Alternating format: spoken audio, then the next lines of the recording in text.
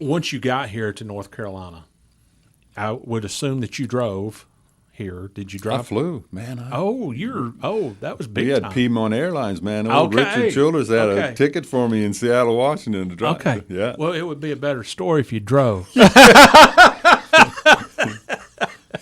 And sleeping at the rest. Okay. All Yeah, right. that's okay. right. All That's right. Moving along. Yep. Once you got here, how much of a culture shock did you experience between here and back home in Victoria? Yeah. Yeah, it's just such cool people here. Just the way they are, the way they talk, the way they act, the way they treat people. Definitely different. Like I think the first week in Childers' shop, Will Lynn, David Smith, myself, Kirk Schomerdine, Robbie Johnson, and then there was Stan and Bill, the guy, the motor guy. That's all there was. Yeah. That we did everything. We loaded the car, pitted the car, and then the phone rang, and so Larry, grab the phone. It's okay.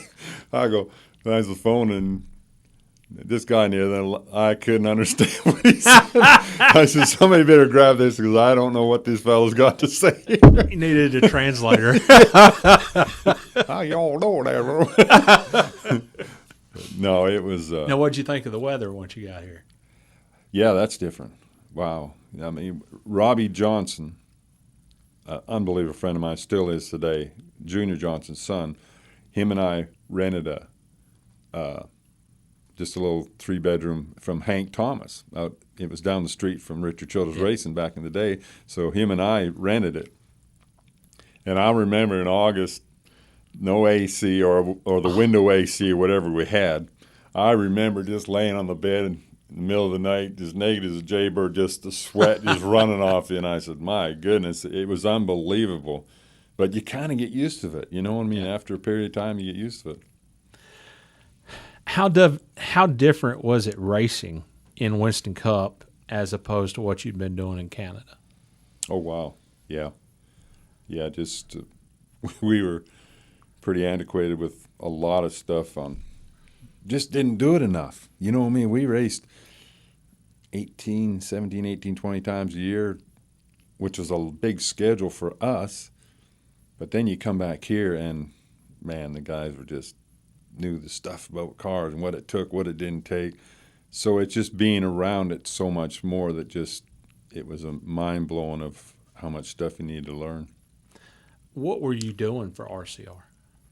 Absolutely, just backpacking bearings. We painted, we decaled. Kirk did most of the setup stuff, but just loaded the truck, pitted, loaded the truck back up. Yeah, it was you just did whatever it took to make it down the road. Drove all night if you had to.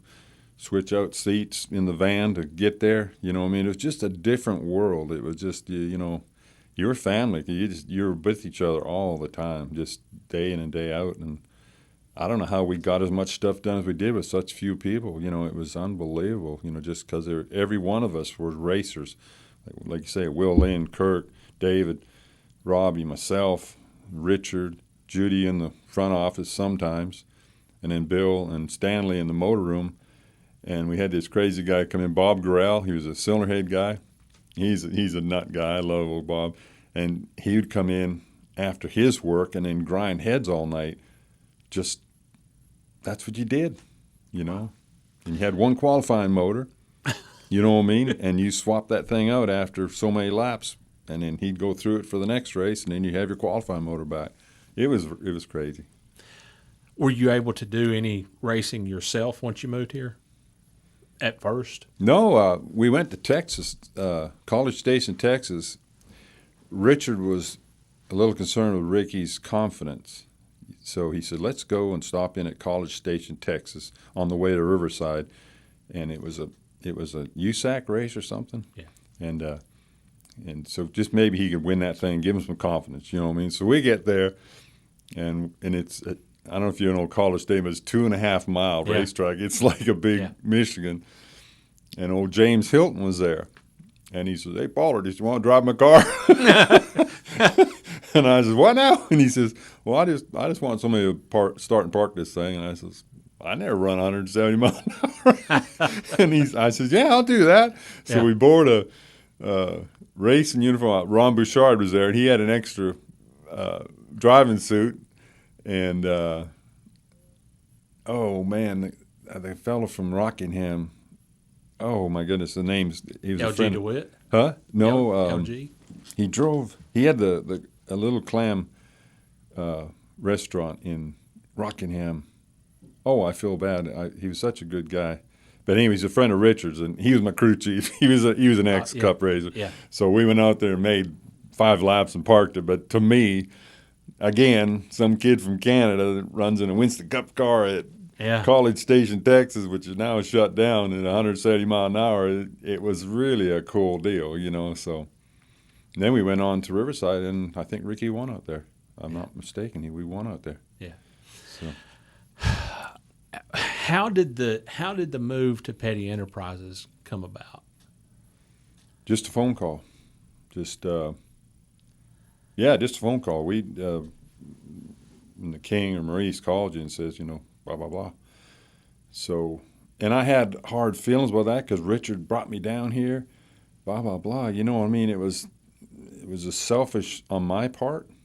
And I had lunch with Richard here, Childress, last summer, and we're all good. I mean, it was a great day we spent together. But you look back and you say, "Ed, God,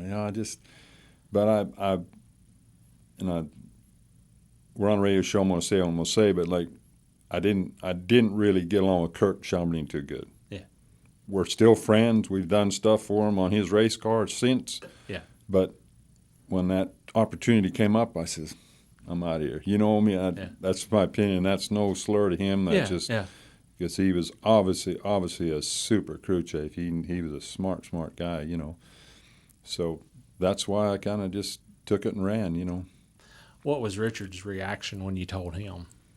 Richard Childress's reaction? It wasn't good. But what he did, this is a true story too. Yeah. Bob Grell, he picked me up one day and he says, "Do you want to go to Daytona with us for the 24 hours with Paul Newman and Dick Fitzgerald? Not Fitzgerald. What's his name? Call him Fitzy. He's a road racer from Road Atlanta. Just a super good guy. Dick Fitzgerald, I think it is. Yeah. And I says, "Yeah, I could. What's the deal?" And he said, "Well," he said, "just." We'll just run on down there and spend a couple 3 days and have some fun." I said, okay. So couldn't figure it out really because I'd kind of left the deal. So Bob come pick me up and we threw all the bags in the car and he had a new Pontiac, which was Richard Childress' sponsorship, and climbed in the car and I don't know if you know Bob Grell or not, but he is a catbird. I just love him. He's a carrot. He gets in the car and he's driving. He stops and he says, okay. He says, you coming back to work for us next year? And I says, no, Bob, I've got this deal with Richard. Okay. I just told Richard I'd try to talk you into it. Let's go to Daytona and have some fun. So that's that deal went. When you were hired by Richard Petty at Petty Enterprises, was there ever any discussion in the very beginning of you being a crew chief? Mm-mm. Well, how did that come about? We went to tests in Daytona before the season. Yeah, and remember, we used to go down there in December and just I didn't know any of them guys. I didn't know Robin Pemberton. I didn't know Richard, Maurice, Kenny Wilson was the engine guy, but I just when we go to Daytona tests, they only took 4 of us. You know what I mean? So I'm saying, ooh. So we went down there, and after we got done testing for a whole day, Richard just got me off the side. He said, I'd like you to make some decision on this team. Would you be willing to work with us on that? And I said, well, yeah, just whatever it takes, you know what I mean? So then we got thrown in the hat with Robin, and we had a great deal. Robin and I worked so good together. I was pretty headstrong, and he could be manipulated by my headstrong ways, I guess. Because I'd make some mistakes, but he never did say anything. And he was so smart. He'd been there so many years, that he knew all the ropes. And I really enjoyed working with Rob, and he and hopefully we still remain friends. We talk all the time on Facebook and stuff, but it just a combination. He was smarter than I was, but I was ripping the edge of what you could do and what you couldn't do because I'm from Canada. I didn't know that it was, that was just the way it was supposed to be done. I said, heck no, we'll do this. You know what I mean? And we won some races because of it. You know what I mean? And it was just me trying to think of things to do, and I wasn't in the normal batch of people coming through wins the Cup that did exactly the same thing every time all the time. You know, I was some guy from Canada that didn't have a problem with, well, let's do that. Let's put left sides on. Well, you can't do that. Yeah, we can. Put them on there. You know what I mean? Oh, now we know. Yeah. Now we'll get to that in a minute. No. So you had been here a year, basically. Mm-hmm. And all of a sudden you were Richard Petty's crew chief. Yeah. Because you are from somewhere so remote from here. I mean, thousands and thousands of miles away, completely different universe. Did it compute with you that you were Richard Petty's crew chief? No. Was that intimidating to you? Because it's Richard Petty, the king. He's won all these races. He's won all these championships. But it didn't intimidate you. It didn't, and like we talked earlier, years later, it does. Yeah. Isn't that weird how it goes? Yeah. But at the time, it was just another step. And yes, I was more than honored to get asked, but it wasn't as though it was, oh my goodness, this is the deal. You know what I mean? It was just another step. And I think that's why it worked so good, because I wasn't awed by it. I was just giving my input the way I saw it, and I think that's what they wanted too. You know, just if they had an issue, they'd say, what do you think about this? Well, it came from all my past, not necessarily what Jake Elder or some of the old crew chiefs would do. I'd say, well, no, we need to try this. And it just kind of put lights on, you know what I mean? And they say, oh, okay, you know. So I think that's what answers that question, you know. Early in the year, Richard and Bill Elliott had this awesome finish at Rockingham. What do you remember about that weekend and getting your first win as a crew chief? That was pretty cool. My dad was down for that race. Yeah. And we changed the gear, and he was with us, and he changed the gear, helped us change the gear, and he put the drive shaft in, and I remember him saying after the races, I was just worrying the whole race the drive shaft was going to come out, you know. But, yeah, that was a cool time. And that was second race. Went to Daytona, went to Rockingham. Nothing to it. Nothing to it. We got to win. It just wasn't a big deal. We just go out there and we win the thing, go through all the ceremonies, get the picture in victory lane, and I just wasn't awed by it. I was so excited about it, but some of the other guys in the crew hadn't won a race in 42 races, and they were just blown away. And I wasn't being uppity.